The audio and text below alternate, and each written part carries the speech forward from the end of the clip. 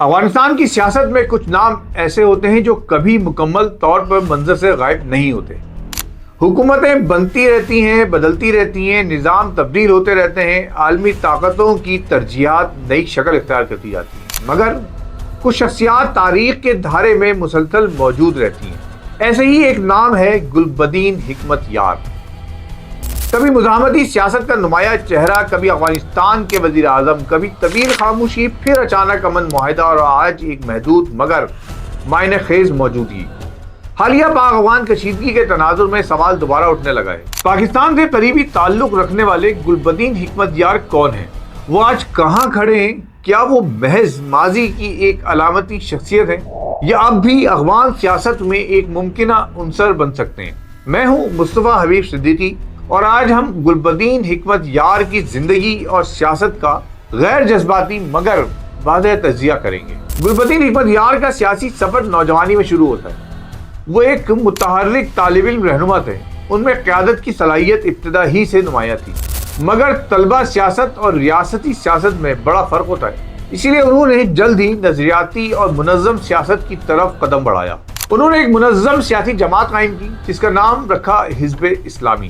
حزب اسلامی صرف ایک جماعت نہیں بلکہ ایک منظم ڈھانچہ تھا۔ اس کے اغراض و مقاصد طے کیے گئے، تنظیمی ساخت واضح کی گئی اور پورے افغانستان میں نیٹ ورک قائم کر دیا گیا۔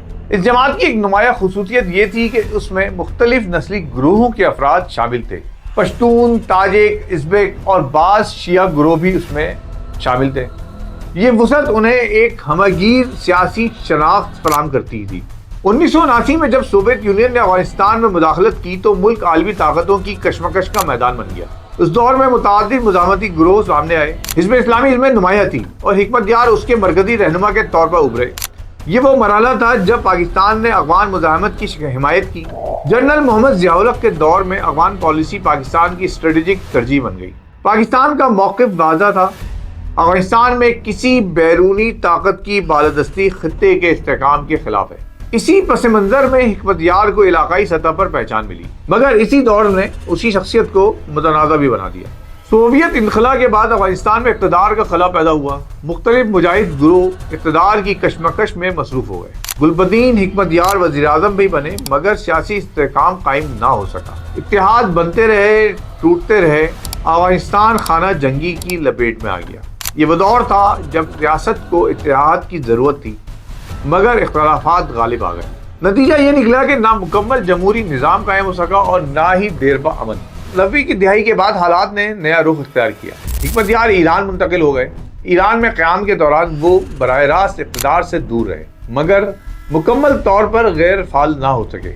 سیاسی تجزیہ نگاروں کے مطابق بعض رہنما منظر سے اوجھل ہو کر بھی اثر و رسوخ برقرار رکھتے ہیں۔ یہ مرحلہ بھی شاید ایسا ہی تھا یا حکمت یار کا معاملہ بھی کچھ ایسا ہی تھا۔ 2017 میں افغان حکومت اور گلبدین حکمت یار کے درمیان امن معاہدہ ہوتا ہے، جس کے بعد کابل واپس آ جاتے ہیں اور ان کا سرکاری سطح پر بہترین زبردست استقبال کیا جاتا ہے۔ اپنے خطاب میں انہوں نے آئینی اصلاحات اور سیاسی مکالمے پر زور دیا۔ یہ صرف علامتی واپسی نہیں تھی بلکہ سیاسی کردار کی بحالی کی کوشش تھی۔ ان کے جلسوں میں شرکت نے واضح کیا کہ حزب اسلامی مکمل طور پر تحلیل نہیں ہوئی تھی۔ اگست 2021 میں طالبان نے دوبارہ اقتدار سنبھال لیا۔ افغانستان کا سیاسی نظام بنیادی طور پر تبدیل ہو گیا۔ سیاسی جماعتوں کی سرگرمیوں پر عمومی پابندی عائد کر دی گئی۔ حکمت یار کابل میں مقیم رہے مگر ان کی سرگرمیاں محدود ہو گئیں۔ یہ صورتحال کئی سوالات اٹھاتی ہیں۔ کیا یہ عمومی پالیسی ہے یا انہیں ایک ممکنہ سیاسی متبادل کے طور پر دیکھا جا رہا ہے؟ پاکستان کا موقف ہمیشہ یہ رہا ہے کہ افغانستان میں امن، استحکام اور ایک جامع سیاسی نظام خطے کے مفاد میں ہے۔ پاکستان افغانستان کو دشمنی کے راویے سے نہیں بلکہ جغرافیائی اور تاریخی حقیقت کے طور پر دیکھتا ہے۔ پاکستان کے لیے حکمت یار ایک جانا پہچانا نام ہے۔ ماضی میں ان کے بیانات پاکستان کے حوالے سے نسبتاً نرم اور تعاون پر مبنی رہے، مگر آج کا سوال یہ ہے کہ کیا وہ موجودہ افغان نظام میں کوئی عملی کردار ادا کر سکیں گے یا ادا کر سکتے ہیں، یا حالات انہیں محدود ہی رکھیں گے؟ پاکستان کی خواہش سادہ ہے: سرحدی امن، دہشت گردی کا خاتمہ اور معاشی روابط کا فروغ۔ گلبدین حکمت یار کی زندگی تضادات سے بھری ہوئی ہے۔ مزاحمت، اقتدار، جلا وطنی، امن معاہدہ، محدود سیاسی موجودگی۔ افغان سیاست میں کوئی بھی کردار سادہ نہیں ہوتا۔ ہر رہنما وقت کے ساتھ بدلتا ہے، حالات کے مطابق ڈھلتا ہے آج اصل سوال ماضی نہیں بلکہ مستقبل ہے. کیا افغانستان میں دوبارہ سیاسی جماعتوں کو منظم کردار مل سکے گا؟ اور اگر ایسا ہوا تو کیا حزب اسلامی دوبارہ فعال قوت بن سکتی ہے، یا موجودہ سیاسی ڈھانچہ طویل عرصے تک اس صورت میں ہرگز برقرار نہ رہے گا؟ افغانستان کی تاریخ ہمیں یہ سکھاتی ہے کہ یہاں سیاست کبھی مکمل طور پر ختم نہیں ہوئی، وہ صرف اپنی شکل بدلتی رہتی ہے. گلبدین حکمت یار بھی شاید اسی بدلتی ہوئی سیاست کا حصہ ہیں. کمزور نہیں مگر مکمل طاقتور بھی نہیں. وقت ہی بتائے گا کہ وہ دوبارہ برگزیدگی کردار بنیں گے یا تاریخ کا ایک اہم باب رہیں گے. لیکن شاید اب پاکستان کے کئی حلقوں کی خواہش گلبدین حکمت یار کو کابل پر حکومت میں دیکھنا ہے. یہاں یہ بات بھی بتانا چلوں کہ گلبدین حکمت یار کی جماعت حزب اسلامی کا بہت گہرا تعلق پاکستان کی جماعت اسلامی کے ساتھ ہے، اور نظریاتی طور پہ یہ دونوں جماعتیں ایک دوسرے کے قریب ہیں. کچھ لوگوں کا خیال ہے کہ پاکستان کی جانب سے گلبدین حکمت یار کی پذیرائی نہ ملنے کی ایک بہت بڑی وجہ پاکستان میں جماعت اسلامی سے تعلق ہے، اور پاکستان کو یہ خدشہ ہے کہ اگر گلبدین حکمت یار وہاں اقتدار میں آتے ہیں تو پاکستان میں جماعت اسلامی کو قوت نہ ملے گی. یہی وجہ تھی کہ نصیر اللہ بابر کے دور میں جب بینظیر بھٹو صاحبہ وزیر اعظم تھی، گلبدین حکمت یار کے بجائے افغان طالبان کی حمایت کی گئی پاکستان کی طرف سے، اور گلبدین حکمت یار کو افغانستان میں اقتدار نہیں مل سکا.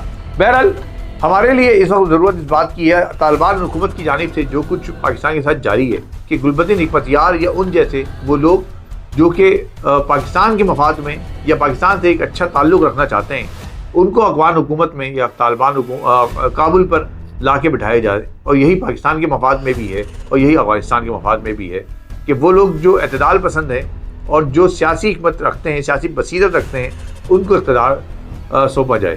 دیکھتے ہیں کہ آنے والے دنوں میں گلبدین حکمت یار کا کہاں پہنچتے ہیں، اور افغانستان کے اندر طالبان کا پاکستان کے ساتھ تعلق کیا مزید خراب ہوتا ہے یا اس میں کچھ بہتری کی گنجائش نکلتی ہے. اللہ سے دعا یہی ہے کہ دونوں ممالک ترقی کریں، دونوں ممالک میں امن ہو، اور دونوں مسلم ممالک اتحاد کے ساتھ ایک دوسرے کے لیے کام کریں. ہم لوگ ایک جسم کی مانند ہیں، ہمیں ایک جسم کی مانند ہی رہنا چاہیے. MH اسپیکس کو سبسکرائب کیجیے گا، شیئر کیجیے گا، ویڈیو کو کمنٹ میں اظہار کیجیے گا، اور اپنی رائے کا اظہار کیجیے گا. بہت شکریہ. اللہ حافظ.